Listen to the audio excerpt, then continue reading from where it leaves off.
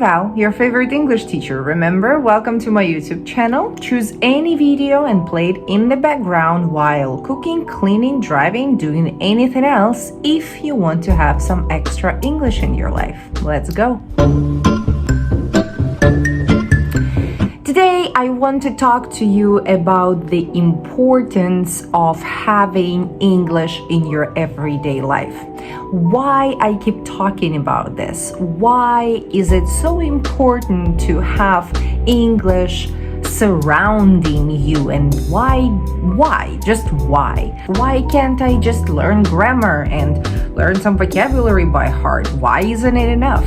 Well, of course you can. Of course you can learn some grammar, you can learn all the grammar there is to learn. Of course you can sit down and write down new words with their translation into your native language and then sit and read and learn by heart and again and again and again and again. But is it going to be effective? Is it the way you should be learning? The answer is no. The answer is as simple as a day. No, it's not enough. I'm pretty sure that you have already tried it before. You have already had this magical notebook where you wrote in beautiful fonts with beautiful colors the grammar rules or vocabulary. Where is this notebook now? Do you remember a single word from there? Come on, say it with me. No, because it doesn't work. Because this is only a simulation of work. This is something that comes with you from school because your brain memorized, your brain remembered this way, and your brain doesn't know any other way to learn. And here I am, an English teacher with more than 13 years of experience. I'm here now to tell you that there are other ways. There are other ways, there are other methods, there are other options for you to remember stuff, to learn English and to speak it and to practice it. The most effective way is to surround yourself with English. This should be my motto. Surround yourself. I repeat it so many times. I think I've said it millions of times in my life already, really. But this is the most effective and the biggest, the number one rule that you need to learn. Okay? Not grammar, not present simple, present continuous. Surround yourself with English. Why? Why, Valerie? Why do I need to surround myself with English? Because I want to cut and stop the video like this, but no. Think about children. When children learn their native language, do they know any grammar? Do we teach them grammar right away before we teach them anything else? No. We teach children grammar at school. And when they come to school, they can already speak, and they can already speak pretty fluently. They can understand, they can speak, some of them can read, count, and write. Right? Just hear me out. Just take a second and let it sink in. Children can speak English fluently before they start learning grammar. So why can't you? Well, because I'm not a child. Really?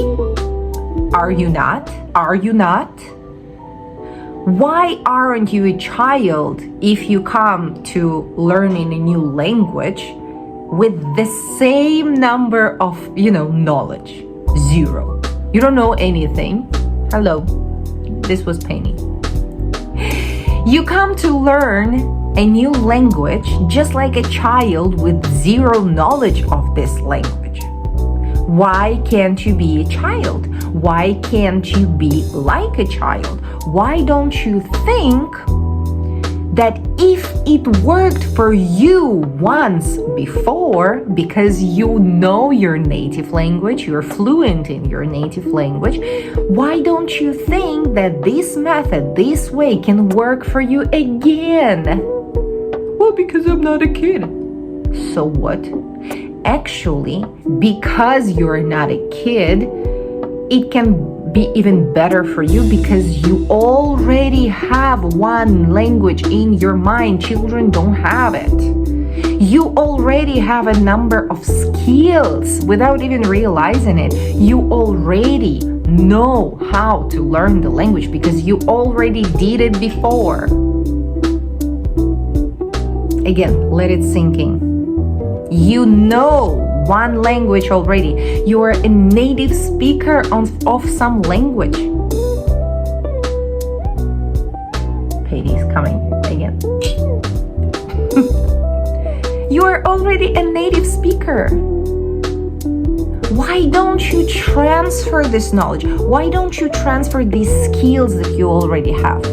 Right? Just take a moment and think about it. You studied grammar of your native language at school when you already spoke fluently. And this is my whole point, that this method of surrounding yourself with a language, in our case with English, can really work and really does work. Now, the next step. How can I do it correctly? How can I surround myself with English? Please, I beg you, pause this video, go to the comment section and answer this question. How do we teach a child to say their first word? How do we do that?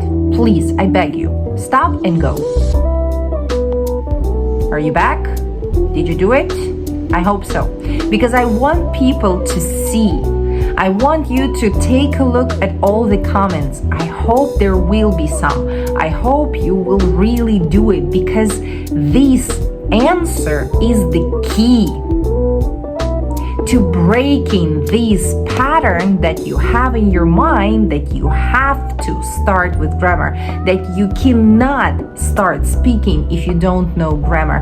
I really want you to break it. I want you to destroy this stereotype in your mind and this pattern in your mind, because it stops you from growing. It stops you from improving way faster, way easier than you do right now. Yes, you are not a kid. Yes, if you understand this video, you are not zero. Yes, you don't need the same, absolutely 100% the same techniques that parents use when they talk to the child or when they teach this child to talk or to say the first word. But it's very, very similar, and you can really apply the same things, the same skills, the same techniques to your life. And the answer to how we teach a child to speak or to say their first word is by repeating this word again and again and again and again, by showing this word, by reading this word, by saying this word, so that the child hears it millions of times before this child says this word. You don't need to hear it millions of times, because your level is not kids level, because you understand this video, so you know a lot of stuff actually. That means that every time you hear something, every time you surround yourself with English, every time you hear something new, you will need fewer times to hear it to remember it, because you're not a kid anymore. Exactly. This is your advantage, that you're not a kid anymore. I'll pause again. I'll let you think about it. Think about what I'm saying. You are not a kid, and this is your advantage. This is a positive side to your learning, because when you hear new information, when you hear a new word, you don't need to wait a year like a child. Children say their first words after a year, maybe, right? Like year and a half. Year and a half, parents repeat the same words again and again every day. Mom, say mama, say daddy. Say mama, mama, daddy, daddy, all the time, again and again and again. But because you're not a child, you don't need to wait a year. You have the skill. Your brain works differently than a kid's, but the method stays. So, if you surround yourself with English, if you hear different people talk about different things in English, but constantly, regularly, as much as possible, you will learn stuff easily just because your brain will remember them easily. I mean, the words and the pieces of information. How do you feel right now? What do you think? Again, I know it's a lot. I know that if you have never thought about this before, this can be life-changing. This can be mind-turning point if you let it happen. Because it happened to me years ago. I was also very, very into, going to grammar, to structure. I need this, I need that, I need to understand this, I need to understand that, blah, blah, blah. And then something happened. Then some changes. This is a topic for another video. But I remember this moment when it clicked and it became so much easier. So my biggest idea, my number one rule for you to remember is to surround yourself with English. My task to you is to change the settings on your phone. If you understand this video, if you understand most of it, you know English well enough. And you also, trust me, you know your phone well enough to use it in English. It can be a scary step. I remember I was already a teacher and I didn't feel comfortable for a couple of years to change my phone settings. So I totally understand. I totally understand that it can be scary. It can be scary. It can be uncomfortable. It can, go into these kind of emotions. But this is my task to you. What you need to remember that you can always change the language back, right? So let's just try. Let's do it as an experiment. Change your phone settings into English. Write in the comments section, done, just to track your progress.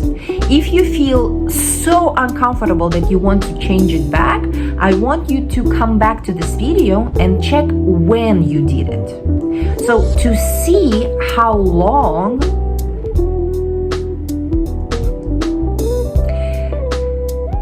baby, I love you so much.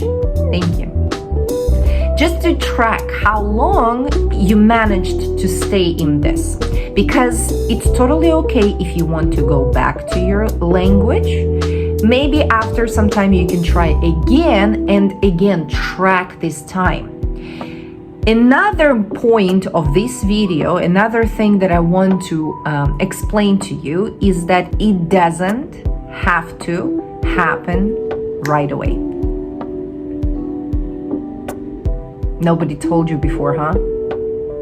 We live in the era of perfectionists. We live in the era of people expecting everything to work like this. But the idea is that you're afraid to make a mistake. You're afraid to make any new step, to take any new step, because you think that, if I fail forever. But no. You can try to change your phone settings now. If it doesn't work for you, you can go back and try again after some time. Can you imagine? That's allowed. You can go back and forth. You can do something for your English every day and then take a break and then come back to it. Will it cause some problems or some troubles for your results? Yes. But if you're not in a hurry, if there is no deadline for you, if you just want to have English in your life, if you want to, achieve this level where You don't need to worry about it. You need to create a habit. And to create a habit, sometimes you need to try twice, 3 times, 4 times. But it still can happen. It doesn't mean that it cannot happen after. Boom! How do you feel now? Again, go to the comment section. Let's make it the most commented video ever. How do you feel now? What do you think? Did you ever think that that's okay to take step back, to go back and forth? Because you can always come back. You can always try something new, and if you don't like it, you can come back. Especially with English. You should always try. If you hear a new app, try it. If you don't like it, you can delete it and try another app. Always try. Always try new apps. Always try new things. Always try new methods. Be open-minded. It's very important in learning a language. Super important. So, yeah. I don't want to make this video too long, so let me pause here and I will see how many comments we have, how many likes we have, how many views we have. If this is the topic that you want me to talk more about, I will see it in numbers and I will absolutely keep talking about it. And for now, I want to say thank you for listening to me. If you are still here, that means that you are very open-minded. It's really important. It's really cool. I'm super grateful to you that you watched this video completely. I will ask you to like this video, even if you didn't like it, just to help the algorithms. Maybe someone else can find this video and it will be useful for them. And if you like this video, definitely subscribe not to miss the next videos. Don't forget about the task. I'm watching you. Go and change your phone settings. Change it into English. And we'll see how long you last. See ya.